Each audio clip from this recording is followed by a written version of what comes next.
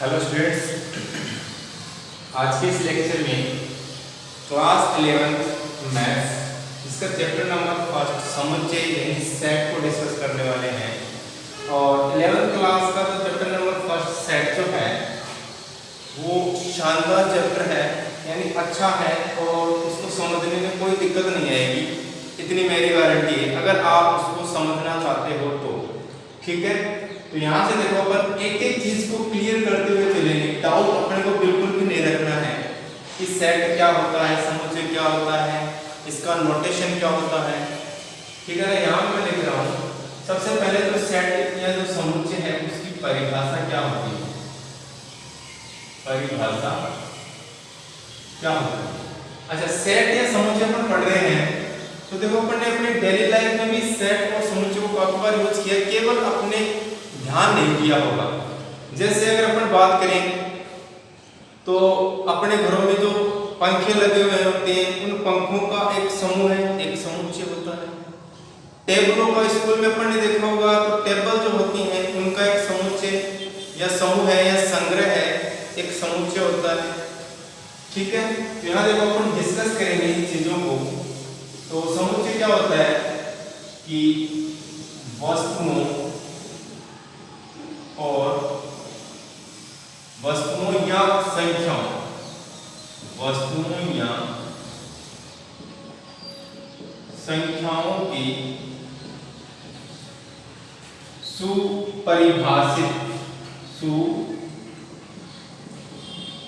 सुपरिभाषित समूह या संग्रह को समुच्चय कहते हैं। क्या लिखा मैंने कि वस्तुओं या संख्याओं के सुपरिभाषित समूह या संग्रह को क्या कहते हैं? समुच्चय कहते हैं। यहाँ पे अपने पास में देखो दो वर्ड है, समूह या संग्रह एक ही चीज है। और समूह को अपन कहते हैं कलेक्शन। क्या कहते हैं? कलेक्शन कहते हैं। और सुपरिभाषित को कहते हैं अपन वेल डिफाइंड। ठीक है, तो यहाँ पे देखो वस्तुओं या संख्याओं के सुपरिभाषित समूह या संग्रह को क्या कहते हैं? समुच्चय कहते हैं। जैसे अगर मैं ये बात करूं, जैसे 10th क्लास हो या फिर 11th क्लास हो, तो 11th क्लास में जो चैप्टर नंबर फर्स्ट है उनके क्वेश्चनों का एक समूह है या संग्रह, एक कलेक्शन जो होता है वो क्या होता है? एक समुच्चय कहलाता है। अगर मैं बात करूं कि जैसे मान लो क्रिकेट के 11 खिलाड़ियों का समूह है, तो क्रिकेट के खिलाड़ियों के 11 अवयवों का समूह है, एक समुच्चय होता है। या फिर ये कहूं कि ताश के पत्तों का और ताश के पत्ते कितनी होती हैं? 52 होती हैं। तो ताश के पत्तों या ताश के 52 पत्तों का एक समूह है, क्या होता है? एक समुच्चय होता है। यहाँ पे जो वेल डिफाइन है या जो सुपरिभाषित शब्द का जो अर्थ है वो क्या होता है कि जो वस्तुएं या संख्याएं जो होती हैं उनका समूह में होना या न होने के बारे में कोई मतभेद नहीं होना चाहिए। जैसे अब अपने को यह पता होना चाहिए कि समुच्चय कौन कौन से समुच्चय और कौन कौन से समुच्चय नहीं है। अगर मैं ये कहूं कि क्रिकेट के अच्छे खिलाड़ियों का समूह है, एक समुच्चय है या नहीं है, तो अच्छा जो वर्ड है, अच्छा जो शब्द है उसको अपन डिफाइन नहीं कर सकते। अच्छाई का मतलब क्या है भाई? यहाँ पे खेलने में है या उनके नेचर में है, तो अच्छाई जो शब्द है उनको अपन डिफाइन नहीं कर सकते, तो ये एक सुपरिभाषित शब्द नहीं है। तो इसका मतलब ये हो गया कि क्रिकेट के अच्छे खिलाड़ियों का या फिर अच्छे बल्लेबाजों का समूह है, एक समुच्चय नहीं होगा। फिर अगर मैं ये कहूं कि लेखक प्रेमचंद की कविताओं का समूह है, तो वो क्या होगा? एक समुच्चय होगा। क्या होगा? एक समुच्चय होगा। लेकिन अगर ये कहा जाए कि लेखक प्रेमचंद की अच्छी कविताओं का समूह है, तो फिर जो अच्छा शब्द आया है उसको अपन डिफाइन नहीं कर सकते, क्योंकि लेखक प्रेमचंद के द्वारा जो लिखी गई कविताएं हैं वो प्रत्येक कविताएं अपने आप में अलग अलग स्तर पर अच्छी हो सकती हैं या फिर वो है। ठीक है, तो अच्छा शब्द है उसको अपन डिफाइन नहीं कर सकते, तो वो क्या नहीं होगा? एक समुच्चय नहीं होगा। चलो और एग्जांपल देखते हैं। अपने को इस समुच्चय में किसी भी प्रकार का कंफ्यूजन नहीं रखना है। मैं बार बार इसी चीज को दोहराऊं कि अगर कंफ्यूजन रहा तो फिर अपन इस समुच्चय को समझ में या समझ नहीं पाएंगे। अगर मैं ये कहूं कि 11th क्लास के लड़कों का समूह है, तो लड़कों का यानी क्या लिखा मैंने? 11th कक्षा के छात्रों का समूह है।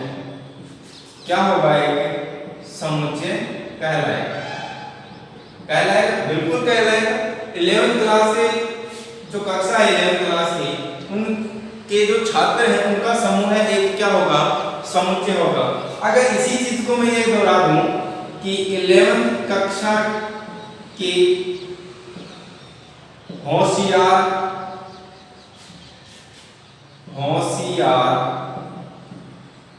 बच्चों का समूह है, एक समुच्चय होगा या नहीं होगा? तो बिल्कुल एक समुच्चय नहीं होगा। क्यों नहीं होगा? क्योंकि जो होशियार शब्द आया है, जो इंटेलिजेंस वर्ड जो आया है, क्योंकि जो प्रत्येक छात्र है वो अपने आप में किसी न किसी स्तर में क्या हो सकते हैं? होशियार हो सकते हैं। ये कोई जरूरी थोड़ी है कि एक बच्चा जो पढ़ाई में इंटेलिजेंट नहीं है या होशियार नहीं है, वो किसी अन्य क्षेत्र में क्या हो सकता है? इंटेलिजेंट हो सकता है। तो जो होशियार वर्ड आया है वो क्या नहीं है? सुपरिभाषित शब्द नहीं है, या फिर वेल डिफाइंड जिसे कहते हैं इंग्लिश में, वेल डिफाइंड वर्ड नहीं है, इसलिए ये क्या नहीं होगा? एक समुच्चय नहीं होगा। तो मैंने जितने भी आपको एग्जांपल दिए हैं उनसे आपको क्लियर हो गया होगा कि समुच्चय क्या होता है। ठीक है, आगे चलते हैं अपन। डेफिनेशन के बारे में अपन ने डिस्कस कर लिया कि वस्तुओं या फिर संख्याओं के सुपरिभाषित समूह है या संग्रह को समुच्चय कहते हैं। ये अपन ने डेफिनेशन को समझ लिया है। उसके बाद में देखो, ये जो वस्तुएं और जो संख्याएं हैं, जो वस्तुएं या संख्याएं हैं उन्हें क्या कहते हैं? अवयव कहते हैं, या फिर इंग्लिश में एलिमेंट्स कहते हैं। ठीक है, इन वस्तुओं या संख्याओं को क्या कहते हैं? अवयव या एलिमेंट्स, ठीक है, या कहते हैं। और अगर मैं इसके नोटेशन की बात करूं कि समुच्चय को जो दर्शाने का संकेत होता है, नोटेशन जो होता है, वो नोटेशन या फिर संकेत क्या होता है इसको दर्शाने का? तो इसको दर्शाने का संकेत जो होता है वो अपने पास में एक मंझला कोष्ठक होता है। क्या होता है? मंझला कोष्ठक होता है, और जिसे इंग्लिश में कहते हैं कर्ली ब्रैकेट। ठीक है, ये क्या होता है? मंझला कोष्ठक होता है। मंझले कोष्ठक के द्वारा इसको दर्शाया जाता है। किसको? सेट्स, क्योंकि अपन सेट्स की बात कर रहे हैं। फिर यहाँ पे देखो, जो समुच्चय है, समुच्चय को प्राय यहां लिख रहा हूं मैं, समुच्चय को प्राय अंग्रेजी वर्णमाला की बड़े अक्षरों के द्वारा दर्शाया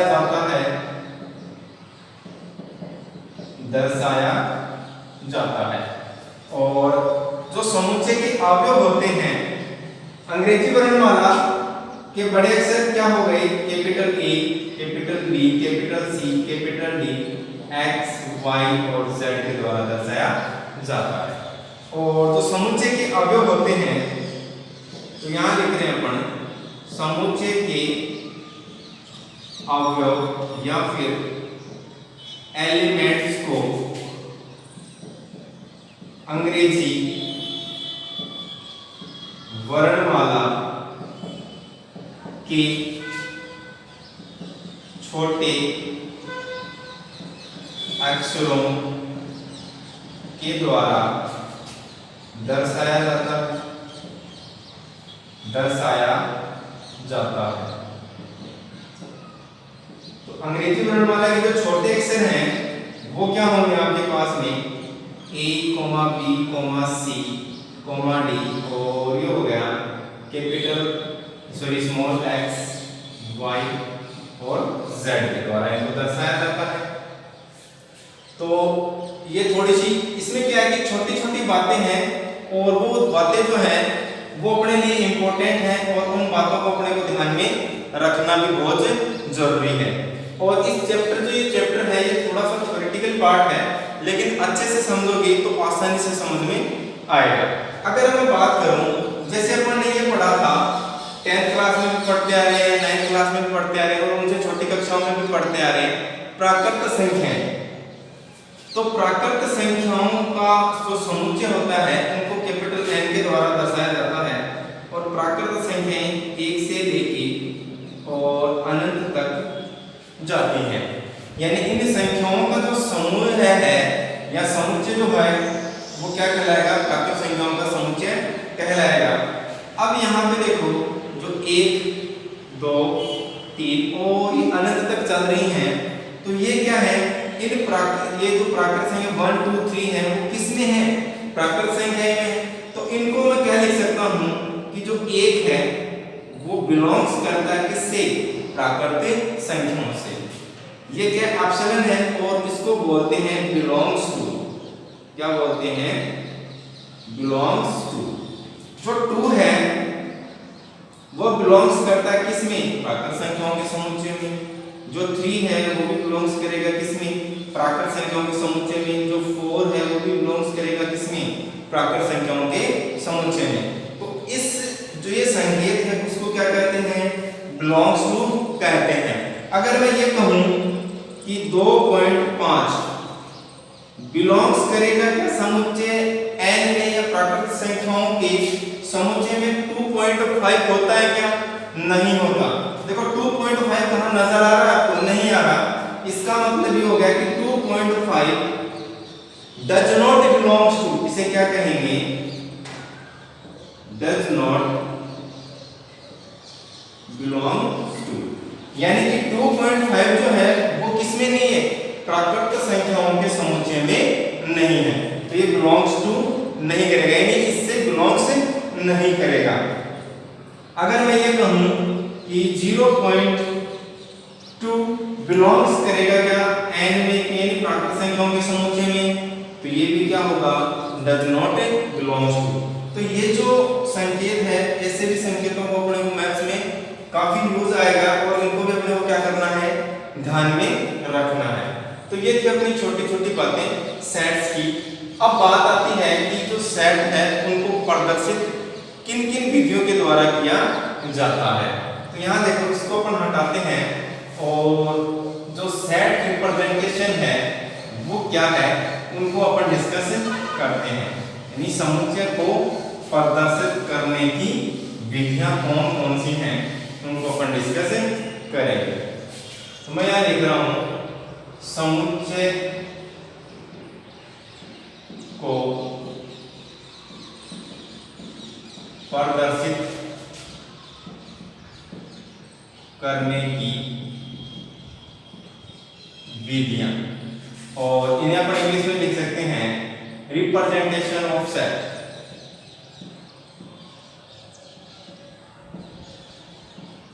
रिप्रेजेंटेशन ऑफ सेट्स, यानी कि सेट को प्रदर्शित करने की कौन कौन सी विधियां हैं। तो अपने पास में 2 विधियां हैं। एक तो है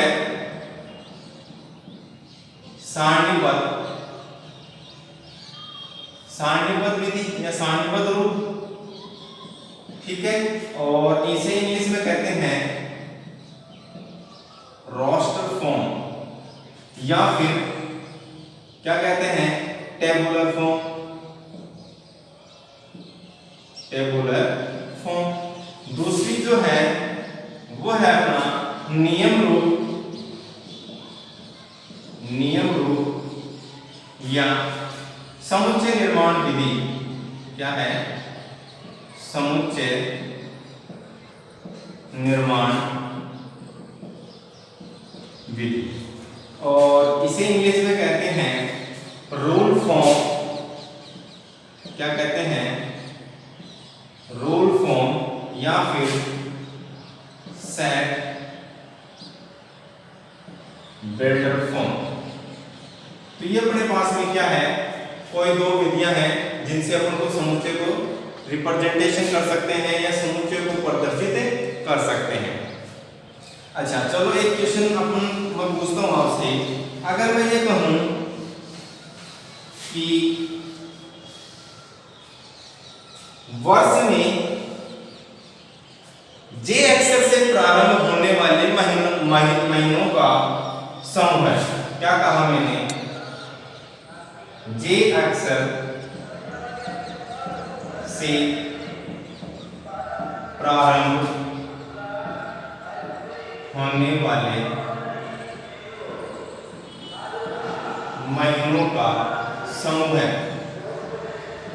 तो जे अक्षर से प्रारंभ होने वाले महीनों का जो समूह होगा वो क्या होगा? एक समुच्चय होगा या नहीं होगा?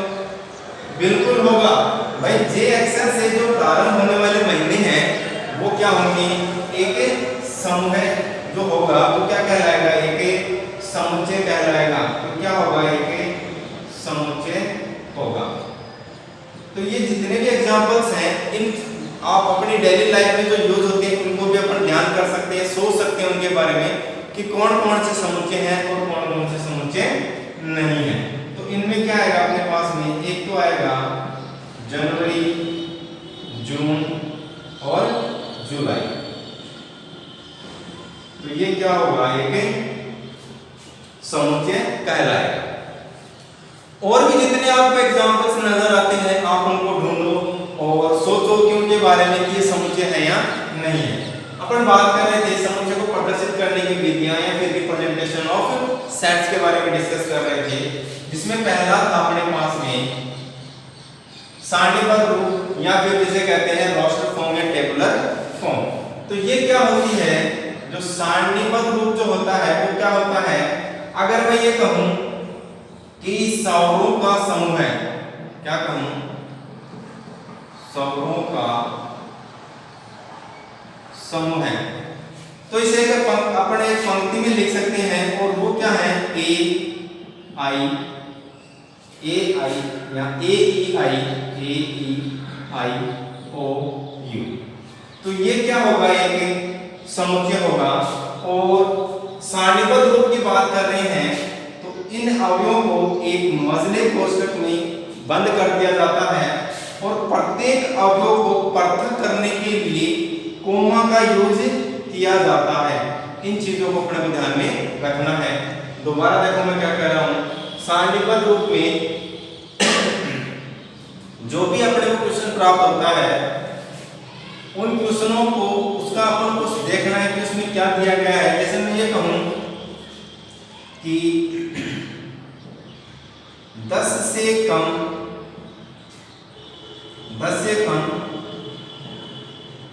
समप्राकृत संख्या, समप्राकृत जो संख्याएं हैं उनका एक समूह है। तो 10 से कम समप्राकृत संख्या कौन कौन सी होंगी अपने पास में? 2, 4, 6, 8। तो ये क्या है? 10 से कम है और इनको अपने को किस में लिखना है? मजले ब्रैकेट में लिखना है और प्रत्येक अवयव को पृथक करने के लिए कोमा का यूज करना है। तो ये क्या है? सारणीबद्ध रूप है। किसका? समुच्चय का। ठीक है।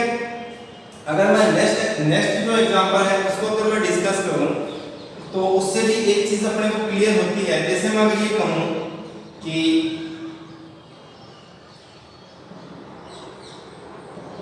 राजस्थान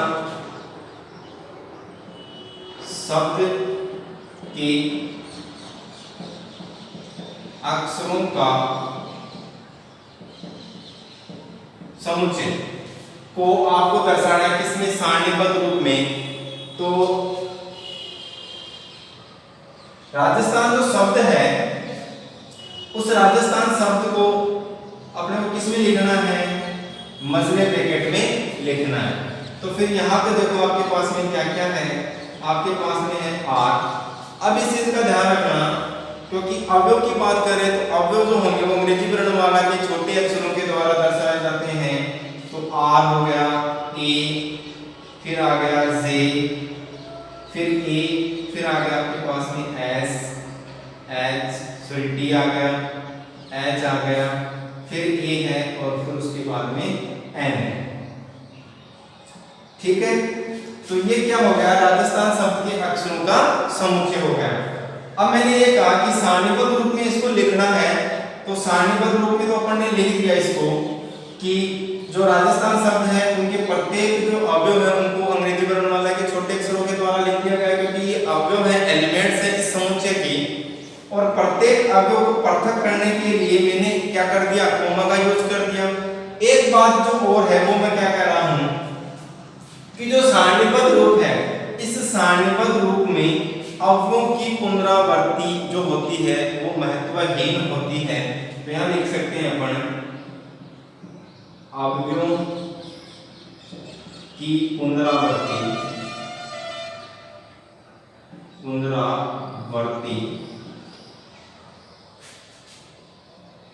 अर्थहीन होती है। क्या होती है, अर्थहीन होती है। या फिर ये कह सकते हैं अपन कि यहाँ पे जो रिपीटेशन है वो क्या है, नॉट अलाउड है, यानी कि रिपीटेशन अपन अलाउड नहीं होगा। यहाँ पे रिपीट जो अवयव है वो अलाउड नहीं करेगा ये सारणीबद्ध रूप में समुच्चय। तो जो भी रिपीट हो रहे थे अवयव, जैसे ए यहाँ पे रिपीट हो रहा था तो उसको अपन ने क्या नहीं किया, शामिल नहीं किया। तो रिपीटेशन इज नॉट अलाउड। ठीक है, तो ये तो क्या था, अपना सारणीबद्ध रूप था। ठीक, इसके बाद में जो सेकंड फॉर्म है अपने पास में नियम रूप या फिर समुच्चय निर्माण विधि, ये क्या होती है इसको भी अपन थोड़ा सा समझ लेते हैं कि अब देखो यहाँ पे अपने को दिया गया है नियम रूप। तो यहाँ पे अपने को क्या लिखना है, जो समुच्चय होगा उसको एक नियम के फॉर्म में लिखना है, यानी कि नियम रूप में अपने को लिखना है। और लिखना कैसे है वो अपने को इसको समझना है। तो यहाँ पे जो भी अपने को दिया जाएगा, जैसे मान लो सौरों का एक समुच्चय है, ठीक है, और सौरों का एक समुच्चय हो गया, तो इन अवयवों को किसी चर राशि x से प्रदर्शित करते हैं। अपन क्या करते हैं, किसी भी चर राशि x से। तो यहाँ पे जैसे मान लो ये आ गया आपके पास में x और ये आ गया आपका कर्ली ब्रैकेट।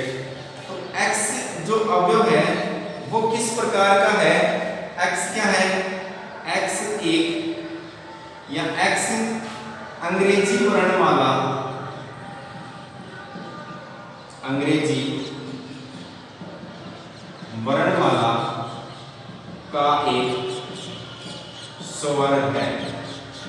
इस प्रकार से अपने को लिखना है। और ये एक समुच्चय बन गया और इसको अपन किसी भी अंग्रेजी वर्णमाला के किसी भी बड़े अक्षर के द्वारा लिख सकते हैं।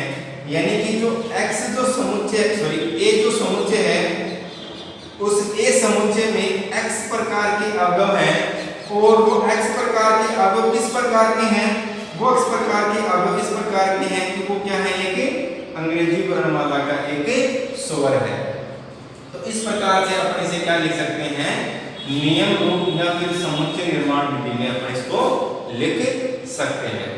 ठीक है, अगर ऐसे कहूं कि जैसे मान लो एक समुच्चय अपने को दिया गया है कि भारत के नागरिक, क्या लिख रहा हूं, भारत के नागरिक। भारत के नागरिकों का जो समुच्चय है उसको अपने को लिखना है नियम रूप या फिर समुच्चय निर्माण विधि में। तो फिर इसको अपन कैसे लिख सकते हैं, x जो है इसे दो बिंदु से या फिर स्लैश से, इससे भी अपन इसको क्या कर सकते हैं, दर्शा सकते हैं। x इस प्रकार का है कि x क्या है, भारत के नागरिक, x क्या है, भारत के नागरिक है। और इस इस समुच्चय को अपन किससे दर्शा सकते हैं, b से दर्शा सकते हैं। तो ये क्या हो गया आपके पास में नियम रूप या फिर समुच्चय निर्माण विधि कहलाता है। अगर मैं और बात करूं, जैसे मान लो अपन ये देख सकते हैं कि अपने को जैसे मान लो क्वेश्चन दिया गया है कि इस प्रकार का क्वेश्चन दे दिया कि 1/2, 2/3, 3/4, 4/5 और 5/6। ठीक है, तो समुच्चय निर्माण विधि में लिखिए को समुच्चय निर्माण विधि में लिखिए। तो फिर अपन को कैसे लिखना है यहाँ पे अपन लिखेंगे कि x और x जो है वो इस प्रकार का अवयव है। तो यहाँ पे देखो 1 2 3 4 5, ठीक है, प्राकृत संख्याएं हैं तो इनको अपन क्या लिख सकते हैं, n लिख सकते हैं। और नीचे देखो, नीचे जो है एक से बड़ा, यानी एक में अगर एक जोड़ दूंगा तो 2 आएगा, 2 में एक जोड़ दूंगा तो 3 आएगा। इसको अपन लिख सकते हैं n+1। और जो n है वो किसमें बिलोंग्स कर रहा है, प्राकृत संख्याओं के समुच्चय में बिलोंग्स कर रहा है। और जो x की जो वैल्यू होगी वो ग्रेटर देन इक्वल टू 1 होगा और लेस देन इक्वल टू क्या होगा, 5 होगा। तो ये क्या हो गया आपका एक समुच्चय निर्माण विधि कहलाता है। अगर इसी को अगर अपने को रोस्टर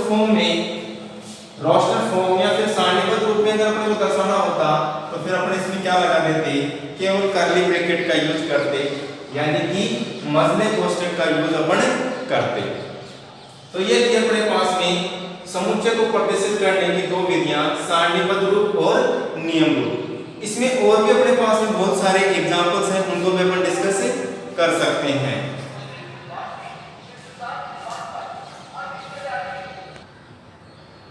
अपन बात कर रहे थे समुच्चय को प्रदर्शित करने की विधियां, तो यहाँ पे देखो मैंने कुछ एग्जांपल्स लिए हैं और इन एग्जांपल से अपन क्लियर कर सकते हैं कि कौन कौन सी विधियां अपन को किन किन रूप में पूछ रहा है। तो यहाँ पे देखो ये जो विधि है, ये जो नियम है वो है अपने पास में नियम रूप या फिर समुच्चय निर्माण विधि। अब अगले ने जो क्वेश्चन पूछा है इसमें वो ऐसे पूछ लिया कि दिए गए समुच्चय को सारणीबद्ध रूप या फिर रोस्टर फॉर्म में लिखिए।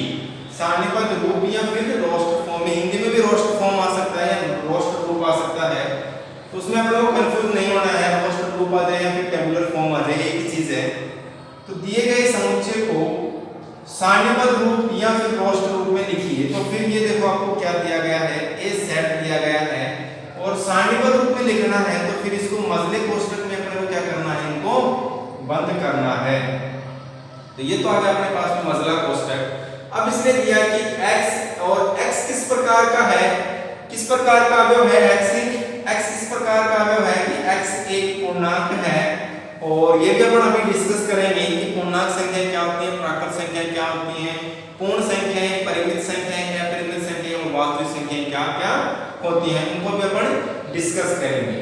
तो यहाँ पे देखो x किस प्रकार का अवयव है, x इस प्रकार का अवयव है कि x एक पूर्णांक है और x जो है वो x बड़ा है किससे, -3 से और छोटा किससे, 7 से।